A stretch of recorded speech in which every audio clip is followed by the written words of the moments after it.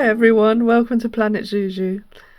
I planted 5 cherry tomato plants in my raised beds this year, and that was too many because I think I'd turn into a tomato if I tried eating all these before they go off.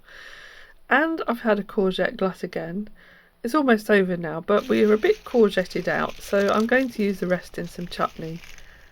It's my own fault. I wanted to try a variation of traditional Native American Three Sisters planting. So I planted sweet corn, French beans and courgettes, and tried growing the courgettes up canes rather than letting them ramble so I could save some space. The beans are pretty much done and I just have these few to chuck in. And I've also got some orange pepperoncini chillies, which aren't too far up the Scoville scale. I had far more success with a chilli plant this year, and it did much better in my new little greenhouse. I've got my garlic, which I harvested earlier in the year, and I have some cooking apples that a friend gave me, and some ginger for a bit of extra heat in the chutney. I'm going to be using 500 ml of vinegar in this recipe. I'll use the rest of my bottle of red wine vinegar and top it up with malt vinegar. And I'm using 400 grams of sugar. You can use any brown sugar, but I've mixed together molasses, dark brown Demerara and golden granulated just to use up some older packets. I need to skin all these tomatoes because we've recently had a heat wave and the skins have gone a bit tough and I don't want them coming off and rolling up in the chutney.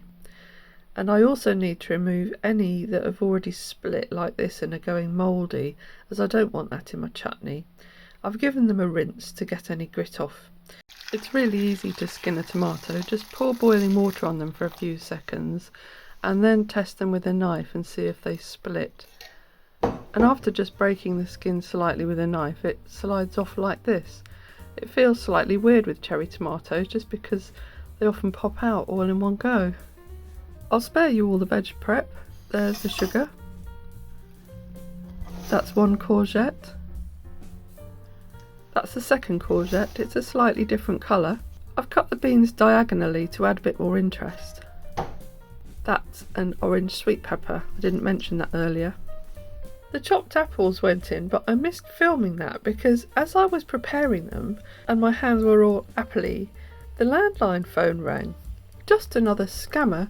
But if you want to hear about it, it'll be in my next video. All the time I was on the phone though, my camera was on pause, heating up, and decided to shut down, so I had to let it cool down for a bit, but I'll carry on now. I'm going to pop my mixed vinegars in now and give everything a mix. It's just cosmetic for the sake of your viewing enjoyment to keep the apples from browning even more. I'm also adding 300 grams of sultanas, just because I like sultanas in a chutney. A little bit of ginger and chilli. I'm going to crush my garlic directly into the pot.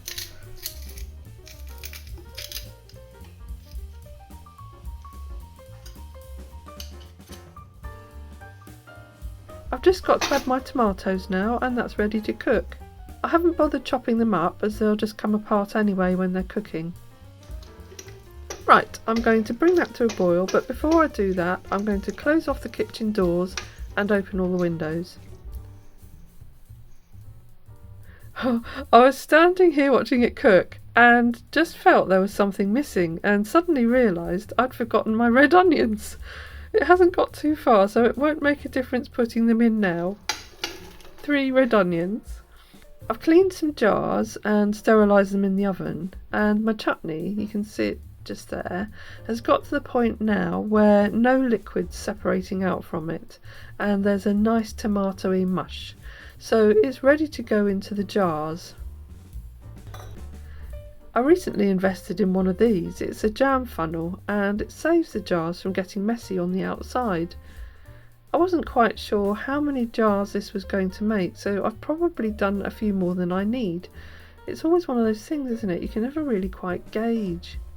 At the moment it smells like a vegetable-y vinegary stew, but the flavours will meld together over the next few weeks, I hope. I might need all of them actually. Well, that jam funnel certainly saved all the spills and mess. All the poppers in the jar lids have gone down now, so they're all sealed, and I've labelled the jars, and I'm going to leave them for at least 3 weeks in the dark for the chutney's flavour to mature.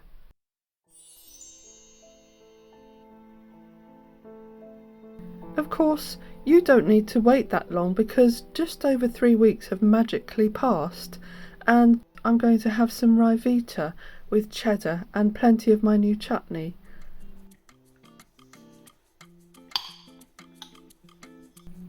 I'll just have a sniff. The vegetable stew aroma's gone.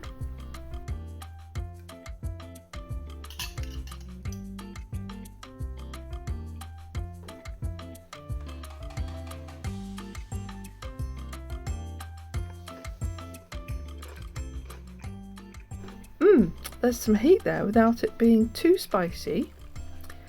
It's matured nicely and the vinegar and sugars are well balanced, so nothing's too overpowering. I'm very happy with that. Thanks for watching, and I hope to see you again soon.